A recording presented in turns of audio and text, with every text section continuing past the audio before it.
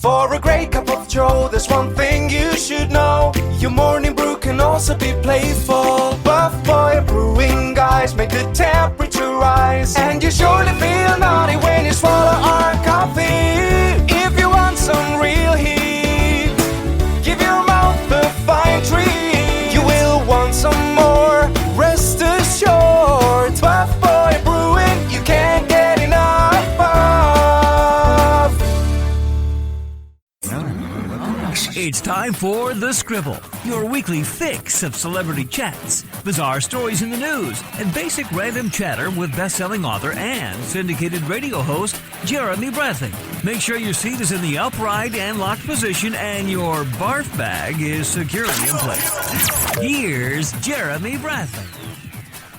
Thank you very much, Larson. Hello, everybody. Jeremy Bradley here. This is The Scribble. Thanks for tuning in at thescribbleshow.com and on all these new podcast apps. I gotta tell you, see, this is how old school I am. I'm from the radio days, everybody. I've been doing radio for 14 years. And this podcast, we're now on episode, what is this, 263? 50-some weeks in a year. I don't know how many years that makes it. But anyway, I didn't realize that you put it out there and then it's picked up on all these different like channels or podcast apps and things like that. So we've expanded. So if you are a new listener, thanks so much for tuning in. And I have no celebrity guests joining me this week, but I'm going to be talking about celebrities because this has been a jam-packed week. Now, again, if you're a first-time listener, we don't often talk politics or anything like that on this show. This is mostly time-wasting fun. If you disagree with me, it's in sort of a playful way. You're not going to come at me and call me an asshole or anything like that. So let's walk back the week that was. That's a tongue twister, isn't it? Let's walk back the week that was. We started off on Monday with the Kobe Bryant Memorial. Of course, it was a touching tribute with celebrities. I mean, you saw Alicia Keys, Christina Aguilera, Beyonce, Michael Jordan. Everybody was, tearful, and it was just a moment to sort of just to sit still, to celebrate, to reflect, to smile, have a couple laughs, right?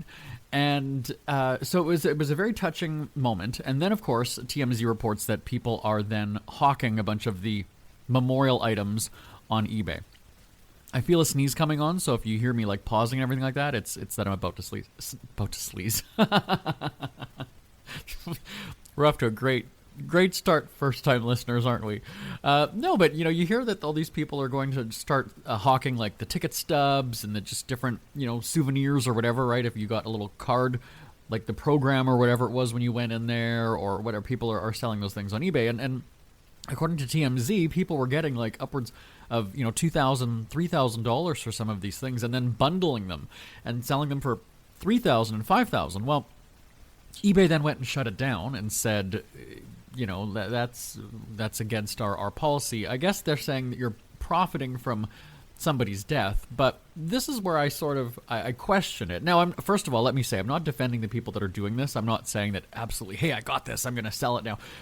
But when you think about it, isn't that what people have done for years when it comes to celebrity? I'm going to say souvenirs, memorabilia. I mean, it becomes memorabilia after a certain amount of time, right? That's kind of what it is. But really, once the person is dead, I think it is sort of memorabilia to that point. Nevertheless, it's a souvenir. So, yeah, people have been doing this for years. I mean, you hear that as soon as an artist, like a painter, right? As soon as they die, the prices or the value of their things goes through the roof. And then people do cash in on it. So I'm sort of torn on the eBay policy. I appreciate them attempting to do what I would say is the quote-unquote right thing, right? I mean, you don't want people just doing things like that and making a ton of money off it. But at the same time, is eBay the taste police, I guess, at this point? Because people are doing much more seedy things and selling even worse things on eBay, and those go untouched. I think back to social media posts when maybe you've had a bit too much butt cheek showing, and all of a sudden you got flagged and you got banned by Facebook for a couple days, and then you're kind of sitting here going, wait a second, I'm a grown-ass adult, pun intended, I'm a grown-ass adult, but yet you've got these minors, these young teenagers who are in the mirror, mainly females, let me finish the sentence, mainly females showing off their chests and revealing outfits and things like that. Well, why is one okay and one not, right? I mean, if you're going to police you have to have the resources to police everybody, or else nobody. I don't know. I'm putting it out there. And again, on this show, if you're a first-time listener, what I like to do is put a couple different trains of thoughts out there. I don't necessarily have my one opinion and say, this is it, you should agree with me.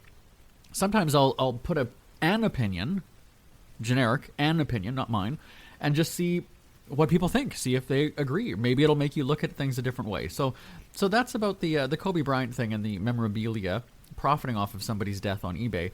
And again, I think it's one of those things where people are going to find a way to do it anyway, right? You're going to list it somewhere else on some other site, or you're going to go to an auction house and sell it. I mean, so either way, kudos to eBay for, yes, saying we're not condoning that, we're not supporting it, and taking down those listings. But, and again, I don't want to say, if you can't beat them, join them. That's not the right attitude to have either, to throw in the towel and just say, oh, okay. But, what if I had that and I was going to auction it off and donate it to his foundation? I mean, is that one of those things where I'm technically not profiting, but the foundation is profiting from his death, and clearly they have been since the helicopter crash last month, right? I mean, that's one of those things as well. And again, I realize the foundation is a little bit different than somebody who's just lining their pockets and, selling stuff to make a profit. But you're still getting money from it. Do you know what I'm saying? So somebody's still benefiting from the sale of this item, whether it's a charity, whether it's a person. You could maybe use the argument and say, well, you know what, I need the money anyway. I'm no different than a charity case, so there you go, right? Now, across the country, so we go from Staples Center on the West Coast to the New York courtroom where Harvey Weinstein was sentenced. By now you've heard that he was found guilty on a couple of those charges, sex crimes, let's call them. He was taken to hospital because he had chest pains, and you know that he's been doing this whole sort of sympathy, woe is me thing over the last little while when he was in court, right, going in there with a walker. Now, he did apparently have back surgery, so we can't say he's entirely faking, right? Experts have said that this does somewhat cripple you to a point, but is he going for sympathy? Is he going for remorse? I'm not exactly sure what the play is there, because it's hard to say. Now, it's not allegedly anymore, right? He's not an alleged rapist. It's now confirmed, right? The courts have ruled that. But it's, I guess, one thing where you're still going, after all these women come forward, and this isn't a matter of gender, Hollywood. Could all of them be lying? I guess. I mean, that's possible in anything, right? Yes, there is a chance that everybody conspired against him just to take him down. The likelihood of that, I mean, right? Let's be honest. So, if people already know what you're like and what you do and what you've done, and again, not allegedly, because now it's confirmed, it's convicted, it's true. Is there a sense in, I guess maybe once the sentencing is over, maybe that's when you can ease up on it, right? After you've been sentenced and then you do your time behind bars. We're hearing now that he was faking it, we're hearing that he's prolonging his pain so that he can stay in the hospital for longer, right, than having to go to Rikers Island, which is where it said he's going to be in the I call it the VIP area, as much as you can have one in the Slammer, where, high-profile inmates or people who have serious health concerns, they kind of get their own little area because they have a bit more surveillance. They can be watched a little bit more, and they're kept away from the general population. When he is leaving his cell, apparently Harvey will have escorts or whatever with him. I'm saying prison escorts, not the kind that he probably would go for. And so, it's just interesting where to see these reporters talking from the courtroom, and then of course we know, thanks to blogs and social media and YouTube and all that other stuff, reporters aren't necessarily unbiased anymore. Back in the day, I remember it was the tabloid newspapers that would call a child molester, pervert, right on the front page of the newspaper. Pervert busted, Those tabloids were editorializing by calling them that, right? You would say sex offender. You might say child molester. That's sort of the more, that's the dirtier term. Sex offender is kind of the more apropos one now, the more politically correct one. But it's interesting to hear how many people are having conversations on these newscasts, and it's the anchors as well, and using the words like sick, twisted, deranged, and we've lost that point. And what I mean by that is, I shouldn't be able to know if you agree with what he did or not agree. Now, obviously, I'm hoping that you disagree with what he did, right? That means you're a decent person. But you should be presenting the story and not saying it either way. You should be giving the facts and not giving us those trigger words, right? Not telling us, that he's a bad man. Let the facts tell the story and let me decide the names that I want to call him in my own head. I don't need you to lead me into the name calling. So calling him a predator, calling him all those things to add color to your story is one thing, sure. But I don't know. When you're the news anchor, I feel that you should be more, neutral. You should be... Anyway, okay. Now, speaking of the broadcasters, let's move to, I think this was Tuesday night, with the Democratic debate, okay? Now, again, we don't talk politics on this show, so I'm not here to say this person was good, bad, right, or wrong. Let's talk about the cluster bleep that was the debate. It was a gong show. You had Nora and Gail, right, from CBS News on there. They controlled nothing. You even had Nora at one point end the show, and Gail interrupts and says, oh no, we've got time for one more segment, which was a dupe anyway, because they went for a commercial, and then they came back because apparently there was more time for the debate, and then they didn't. They just ended, basically. So I know people on Twitter were saying, sorry, did you just tell us to sit tight through the commercials to come back to end the show? So you faked us out by thinking there was more to come, but there really wasn't. You just wanted us to sit through the commercials. Slimy. Now, Nora, you've been in broadcasting probably just as long as I have. I have made the mistake as well. Maybe on this podcast. Maybe more so on the radio when you're doing a live show, it's a little bit different. When you think that the show's over, and we still had like 2 more segments, and I was already wrapping up the show, that was a bit of a problem one time. But you have a laugh about it. But when you're co-host, see, I don't have a co-host on my show. We don't have that kind of budget. But... to basically be called out, like, I can only imagine how Nora... Watch the clip on YouTube if you haven't seen it. I can only imagine how she felt when Gail all of a sudden is like, yeah, no, we've got more, and we'll be right back. Now, Gail did go and say, time flies when you're having fun or something to sort of ease the correcting your co-star. But let's move on then to the actual candidates that were at the panel. Now, again... Here's me where I'm neutral, right? You're not going to know if I'm Democrat or Republican, anything like that. I'm Canadian, first off, so I'm actually none of those.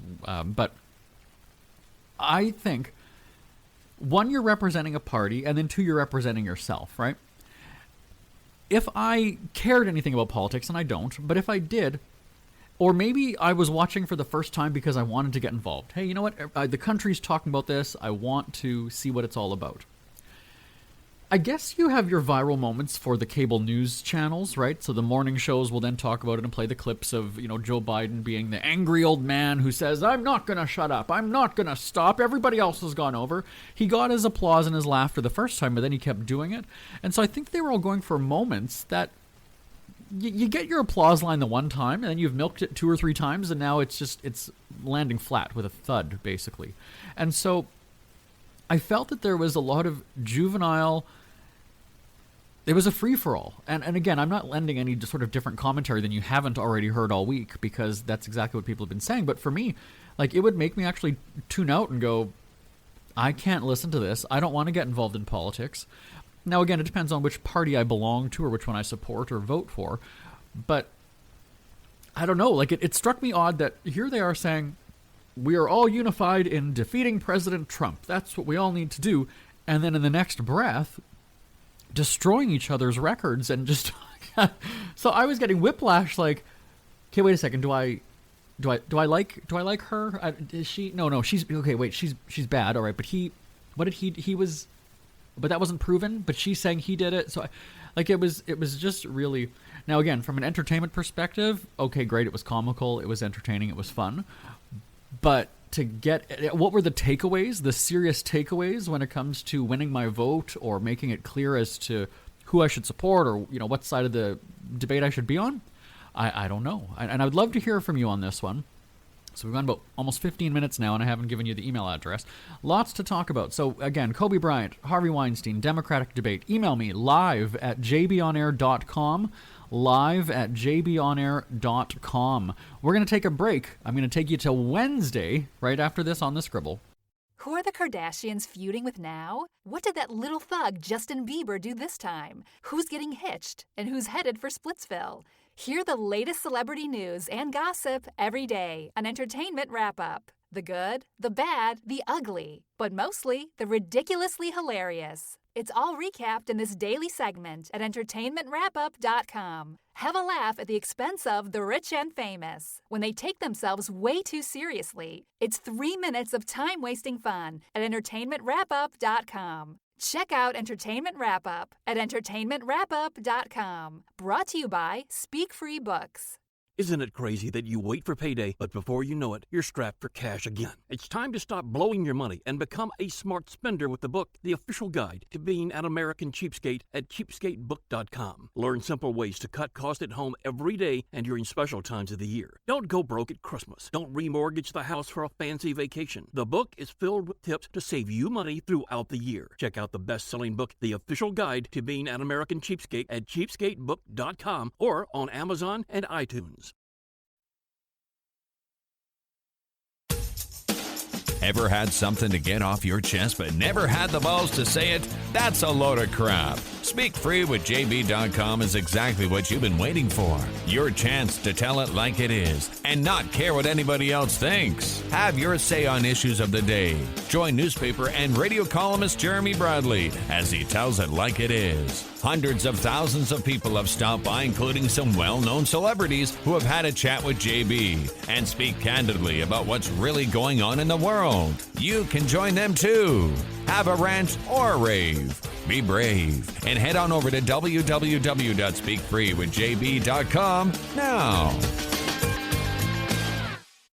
We are continuing on here on the Scribble, and again, thanks for tuning in on any of those podcast apps that you might have. As we recap the week that was, we've covered show business, we've covered politics. Now let's talk about personal life, and then also health. We're really running the gamut this week. On Wednesday, it was bingo night at my grandma's home. Okay, so here's the deal. She's in a home where she's still able to get around. She's just not able to take care of herself. We didn't feel it was great for her to be in her house.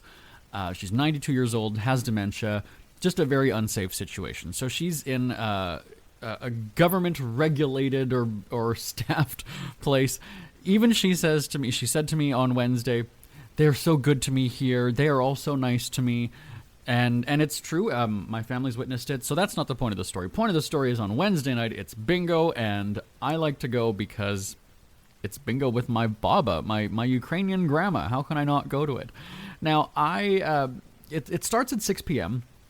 I have a window between about 4 and 6 of time to kill, essentially. And so I will often go to just the fast food restaurant. There's a KFC right by there. There's a McDonald's. But I went to Subway, and I think there's a commentary in the state of the world, or at least maybe some of the neighborhoods and communities that people are living in these days. When I would go to Subway before, I'd be able to go and pick out my bag of chips. I could go into that little cooler and get my bottle of water or Pepsi or whatever it is that I want to drink. Maybe this isn't setting the scene for the great neighborhood that my grandma's living in, but don't worry, there's a lot of security where she is. There's locked doors. You need passwords and things to get into where she is. So she's safe. What my point is that the Subway that I went to has none of the chips or anything, and I kind of thought that was strange, and they have them behind the counter, and I was like, all right, fine. And then I said, I'll just get like one of those, bottle of water, whatever's in there. And the guy hands me a key, and I thought that was, because sometimes you have like the washroom, the bathroom key, right? Because it's locked and they don't want non-customers using it, whatever. And I said, no, I need a drink. And he said, yeah. And so sure enough, I look, and there's a lock on the cooler there. It's come to this, everybody. This is where we look at society and go, the Subway, and then the restaurant is irrelevant. The point is the security measure that's in place.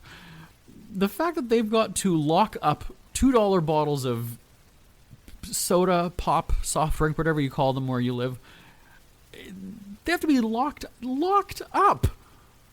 They lock them. And again, like I say, obviously something has happened there that they've taken those precautionary measures. I'm not saying that this is a Subway policy. I'm not saying, again, it's just, I'm just setting the picture for you.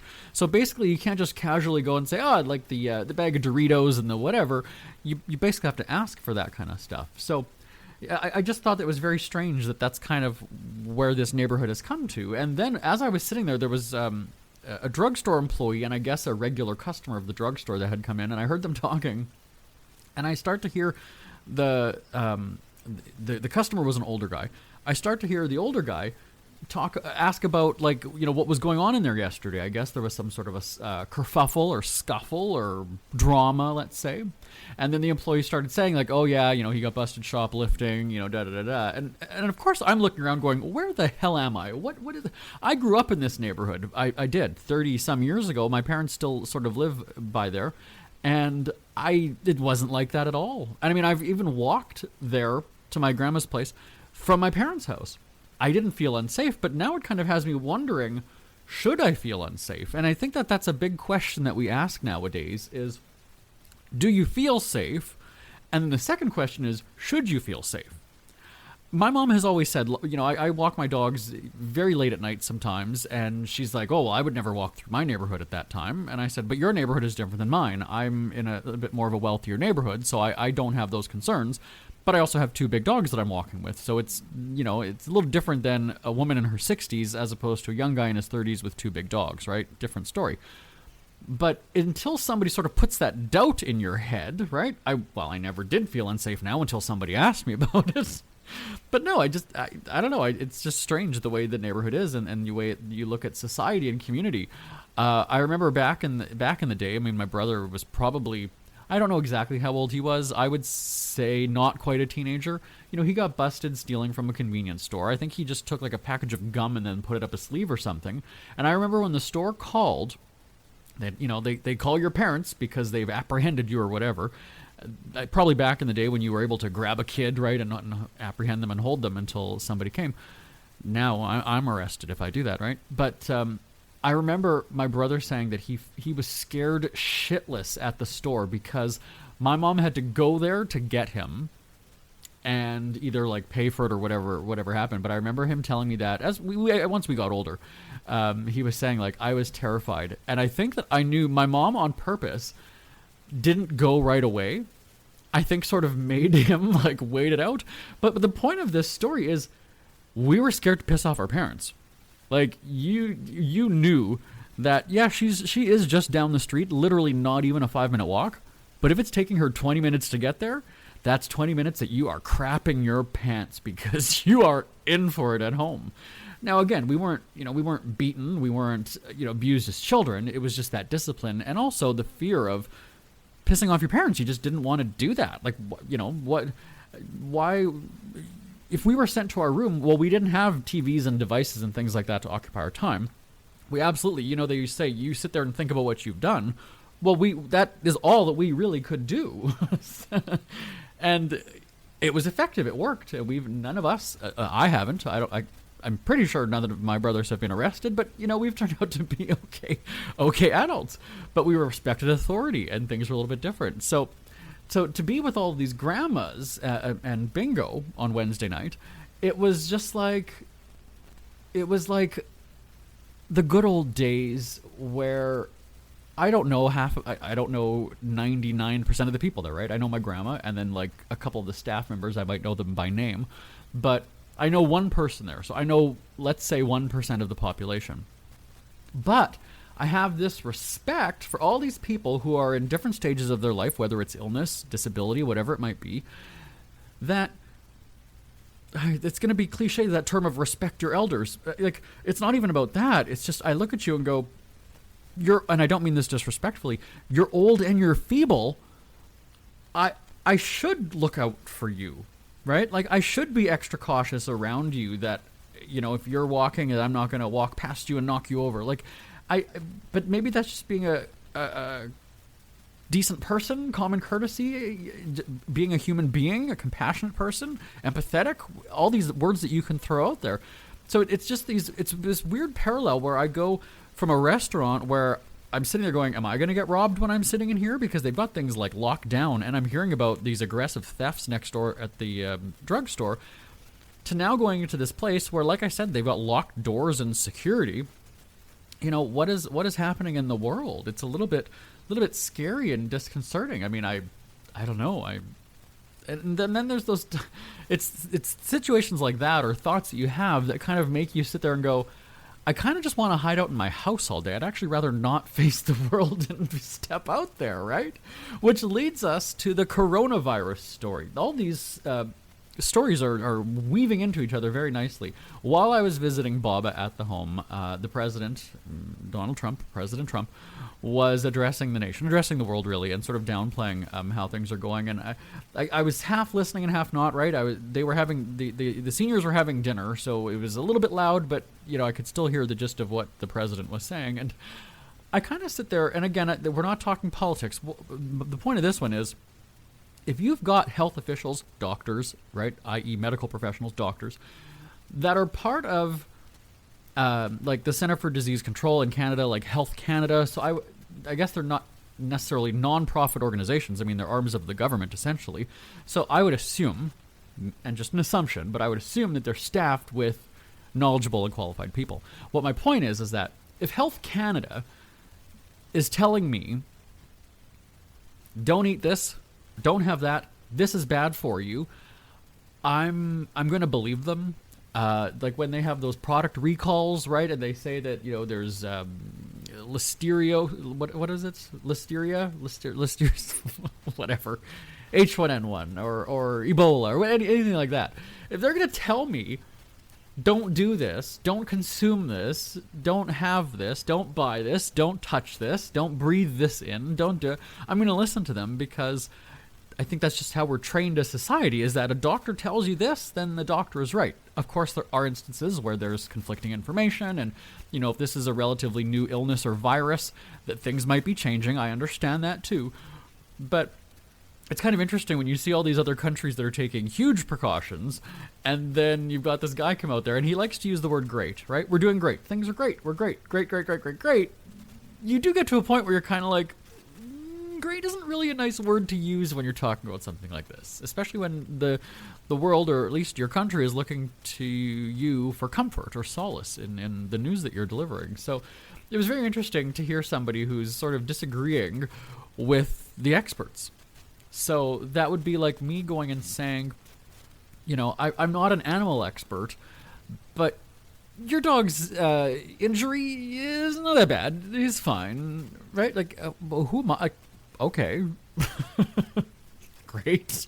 So, I don't know. Tell me what you think of that. Send me an email, live@jbonair.com. Again, we're not getting political. This isn't a rant about Trump, but if you've got experts that are, in a roundabout way, you're paying them, wouldn't you listen to them? Like, why have them? But I guess we've also heard that he's cut a bunch of the staffing and the workforce at some of those offices. So, live@jbonair.com. live@jbonair.com. Another segment of Chatter is coming your way right after this on the Scribble. It's never too early to start thinking about your next holiday. Have you checked out Mexico recently? From tequila tasting, swimming with horses, to ziplining through the jungle and watching whales and dolphins in their natural habitat, Puerto Vallarta has it all. Visit mexico.jbonair.com to see all the fun PV has to offer. That's at mexico.jbonair.com for hundreds of photos, interviews, and videos from around the tourist hotspot. Check out mexico.jbonair.com for all the fun. That's mexico.jbonair.com. We hear you chirping. Get scribbling. Tweet up the Scribble at The Scribble Show. Join the discussion with Jeremy Bradley. It's all going down right now on Twitter @The Scribble Show and at thescribbleshow.com. JB here, back on the Scribble. In our final remaining moments, do you ever get wrong numbers? Now, yes, you have the person who, the odd person who misdials, right, by one number, and you kind of just let it go. They call you back maybe the second time, and you say to them, still the wrong number, right? But thanks to phones, you can see the last number you dialed, so you can see if you're still dialing the same number. Well, my phone number, my cell phone number, for some reason, is one number off from Dollar Shave Club. And I tend to get a lot of people who dial the wrong number, and it's a lot of people in the South. I'm just saying, that's the pattern that I've picked up on. It's the Southern people, the y'all people, who are, misdialing. And so when I don't recognize the number, I'm a screener, right? If I don't know the number, I'm not answering. So that's bottom line. And there has been one or two times when I've answered, and I've kind of played along, but then I've been really rude about it because they think they're calling Dollar Shave Club. But then I'm just like, all right, what do you want? No, you're not. You're calling the wrong number. Like, I'm actually kind of rude to them. And I absolutely should record these things for radio because I'm a good person like that, but I would need their permission to broadcast them anyway. But do you ever mess around with people if they get the wrong number and they call you back, or even just a wrong number in general and they think they've reached somewhere else? Do you ever just have fun with it? Or are you inconvenienced and you just hang up the phone because, oh, it wasn't for me? Send me an email, live@jbonair.com, live@jbonair.com. We're out of time. I feel like Wendy Williams. I've talked for almost exactly a half hour. My name is Jeremy Bradley. This is The Scribble, live@jbonair.com. Thank you so much for tuning in and subscribing. I will talk to you same time, same place next week. Bye-bye, everybody. Want more Scribble? Check out thescribbleshow.com for past shows, celebrity interviews, cheapskate tips, and more. That's at thescribbleshow.com and on Twitter at The Scribble Show. The Scribble is a speak-free media presentation. If you want some real heat